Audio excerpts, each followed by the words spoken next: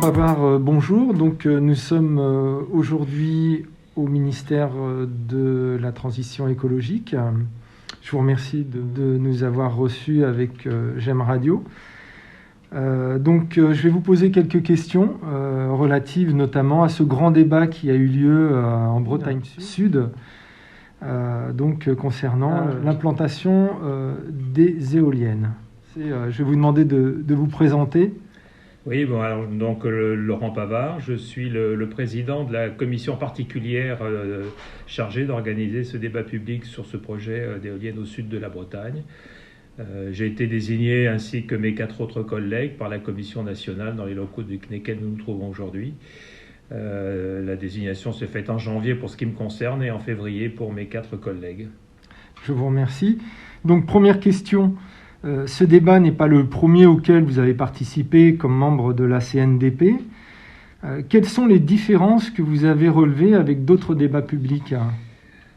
Alors, il n'y a pas de débat qui se ressemble parce que d'abord les projets ne sont pas les mêmes. On peut avoir des projets routiers, des projets de transport, des projets d'aéroport. Donc les projets dont on se charge sont très variés, donc on ne peut pas comparer de projets. Puis en même temps, le contexte socio-économique, la région ne sont pas les mêmes, et donc le public se comporte différemment.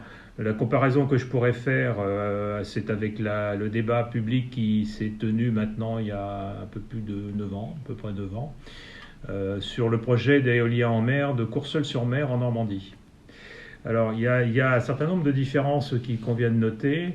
La première, c'est que le contexte législatif, juridique a changé. À Courseulles-sur-Mer, le projet avait été attribué à un opérateur privé. En l'occurrence, c'était EDF Énergie Nouvelle. Et on disposait d'études assez approfondies pour présenter au public, donc des études environnementales, des études d'impact, et puis un projet qui était étudié et présenté avec les éoliennes, le nombre d'éoliennes, leurs caractéristiques, tout ça a été présenté au public. Au sud de la Bretagne, on est dans un contexte différent puisque depuis, il y a une loi qui s'appelle la loi ESSOC qui a été votée et qui stipule que pour les projets d'éolien en mer, le débat public est organisé avant même que l'opérateur industriel soit choisi. Ce qui fait qu'on se trouve avec un débat où le projet n'existe pas, on a simplement une enveloppe de puissance, c'est-à-dire que le gouvernement envisage d'attribuer un premier lot de 250 MW, donc en puissance, qui pourrait être suivi d'une deuxième tranche de 250 à 500 MW. Donc ça, c'est le contexte du débat. On a quelque chose de moins concret à mettre à disposition du public. Les études environnementales sont beaucoup plus limitées. Les données qui ont servi à établir les documents sont assez fragmentaires, donc ça fait partie des constats du débat. C'est-à-dire qu'on a des données très très insuffisantes sur l'environnement. En revanche, évidemment, on a quelque chose d'assez peu formalisé, mais le public étant consulté très très tôt dans la vie du débat, sur le papier au moins, il a assez grande latitude pour déterminer les choix qui seront à faire ultérieurement. Voilà. Et autre constat que je fais, que j'ai déjà fait depuis un certain temps, c'est que sur Courseulles-sur-Mer, il n'y avait pas de réelle contestation de la technique de l'éolien en mer. En Bretagne, c'est beaucoup plus net. Il y a, sur les avis, par exemple, qui sont mis sur le site, on en a un peu plus de 400 aujourd'hui. Il y a à peu près 45% des avis qui s'opposent, défavorables au projet, et d'un autre côté, une proportion équivalente d'avis qui soutiennent le projet. Voilà, c'est donc ça clive plus que ce que j'ai pu voir dans le passé. On n'avait pas fait de pronostic.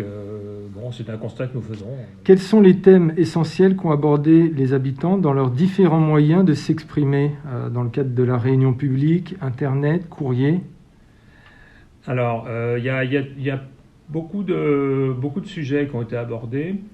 Le premier sur lequel je vais vous donner des indications, c'est sur l'opportunité. L'opportunité, c'est est-ce qu'il faut faire ou pas faire ce projet. Ça fait partie des choses qui sont mises en débat, même si le maître d'ouvrage, à savoir le ministère de la Transition écologique, considère que tout ceci est issu de la programmation pluriannuelle de l'énergie.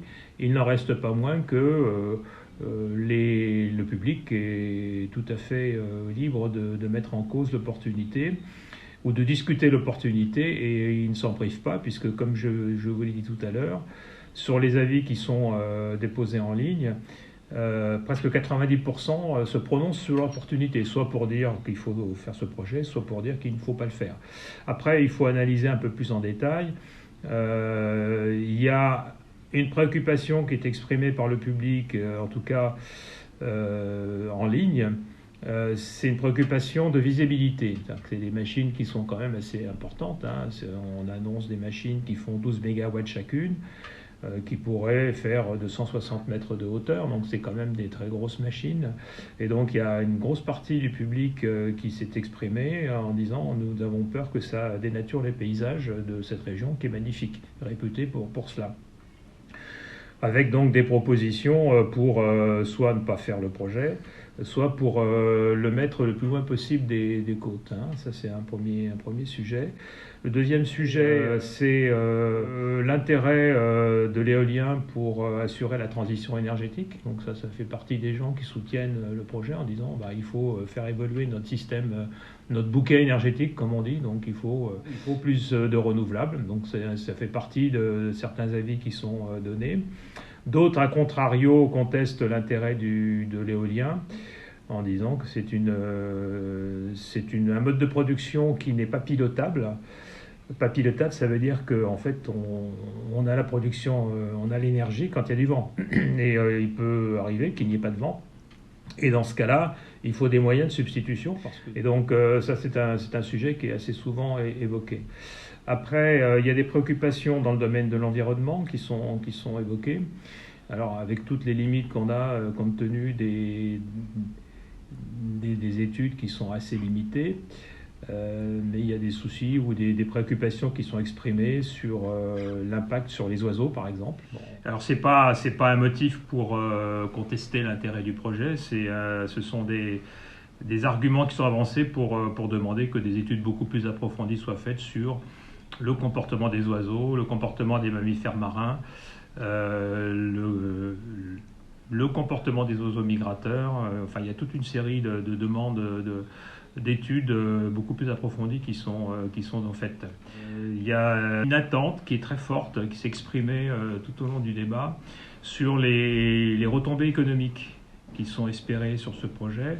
Et donc, tant d'ailleurs les élus politiques de la région Bretagne et de Pays de Loire que les socioprofessionnels espèrent beaucoup d'activités liées à ce projet-là. Donc ça, c'est vraiment un sujet qui est aussi au centre des préoccupations. Et puis, pour ne pas être trop long, je dirais qu'il y a une dernière préoccupation importante qui est exprimée par les pêcheurs, mais pas seulement eux.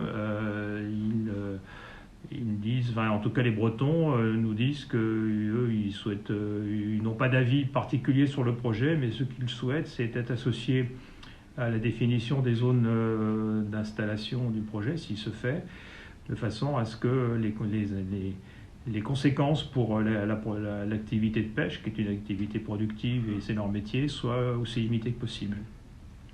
Voilà, partant de tous ces thèmes-là, le public a été invité à donner des propositions sur une localisation, puisque finalement c'est l'attente du ministère de la Transition écologique. On n'arrive pas à ce stade du débat à un consensus entre les différentes parties prenantes. Quelles sont les satisfactions ou les regrets que vous avez eus au terme de ce débat public ?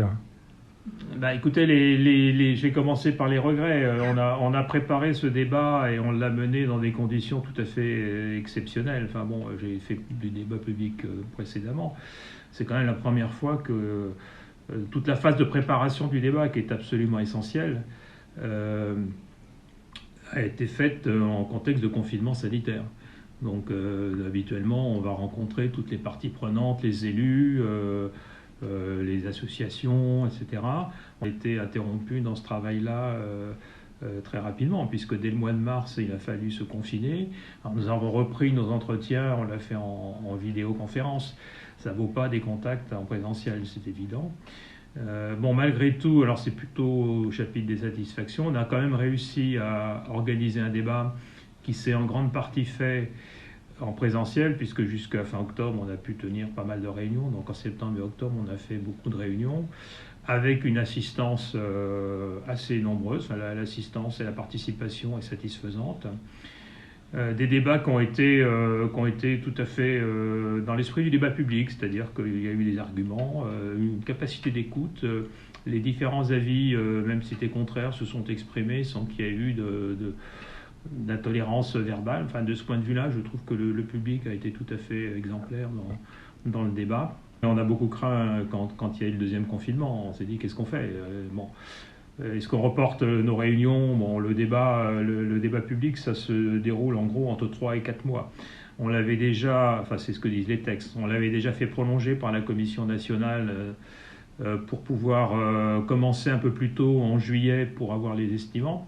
Donc on a mis en place des expositions. Et puis donc on l'a fait prolonger d'1 mois supplémentaire pour tenir compte du confinement. Donc on a voulu reprendre très rapidement pour ne pas perdre la dynamique. Et le pari a été gagnant, puisqu'on a réussi à tenir nos réunions en visioconférence avec une assistante tout à fait satisfaisante. On a eu entre 80 et 120 personnes en ligne pour des séances de 2 heures avec beaucoup de discussions, beaucoup d'animation. Donc c'est quand même un point positif. Alors une partie du public, il y a des voix qui s'élèvent en ce moment en disant mais ça n'a pas été assez long. Comme je l'ai dit, le débat public, normalement, c'est entre 3 et 4 mois. On a été à 5 mois compte des circonstances. De toute façon, le terme ultime, c'est 6 mois. Donc le prolonger pendant la trêve des confiseurs, etc., n'aurait pas apporté grand-chose de plus au débat. Le public s'est vraiment bien exprimé, soit en réunion publique, soit sur le forum. Il y a un forum où on peut poser des questions, on peut donner des avis. Donc, comme je vous l'ai dit, on est à plus de 400 avis. On était à 300 questions. Donc, ça a beaucoup fonctionné. On a réalisé, on a mis à disposition du public un outil de cartographie pour qu'il puisse se prononcer sur la localisation du projet, s'il se fait. On est à 1300 réponses, un peu plus même. On va peut-être arriver à 1500, donc c'est vraiment de ce point de vue-là tout à fait positif. Voilà, ça c'est comme les éléments de satisfaction que je tire à l'issue de ce débat.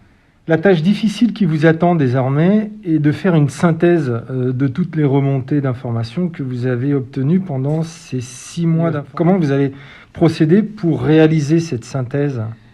Alors c'est le travail qui clôture tous les débats publics. C'est un travail de rédaction qui est un travail très, très exigeant et astreignant. Il appartient à la commission, donc aux 5 membres assistés du secrétariat général, d'établir un compte-rendu. Donc le compte-rendu fait l'état des lieux d'abord de l'organisation du débat, comment s'y est pris, quelles sont les mesures d'information du public qu'on a prises, combien il y a eu de réunions, comment on a fait pour informer le public, combien ça a coûté. Donc il y aura un bilan financier exhaustif qui sera mis au débat. Et puis il y a qu'on appelle un peu pompeusement la cartographie des arguments, c'est-à-dire que nous allons retranscrire dans notre compte-rendu les arguments tels que nous les avons entendus, pour, contre, sur les différentes thématiques.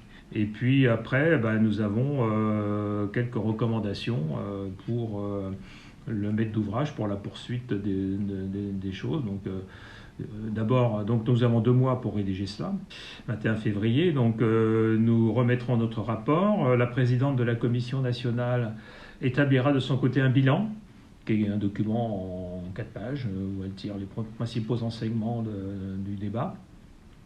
Il sera présenté au public, diffusé, transmis au maître d'ouvrage. Nous organiserons une conférence de presse. Donc il sera remis en grand appareil.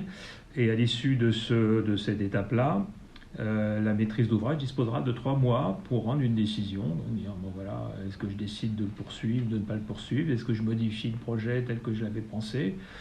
Et si je le poursuis, où est-ce que je localise ce projet, donc les 2 tranches, dans la zone d'étude qui avait été proposée au début. Voilà. Si vous aviez donc une note personnelle à apporter dans ce projet, ça serait laquelle? Pour sortir un petit peu du cadre du débat, et ça c'est des choses qui sont exprimées lors du débat, par nous, mais il y a eu quand même un malaise exprimé par une partie du public sur le fait qu'on le consultait sur un projet avec une visibilité à 5-6 ans, mais que si on lit les déclarations ministérielles en particulier, qu'est-ce qui dit qu'il n'y aura pas dans 5 ou 10 ans un autre projet dans la même zone? Tout à fait, donc, oui. on consulte le public sur un projet en disant voilà, donnez votre avis, sans lui dire que peut-être il y en aura d'autres après. Et ça serait quand même intéressant d'avoir, enfin, c'est une demande du public, hein, mais d'avoir une visibilité à plus long terme, quoi.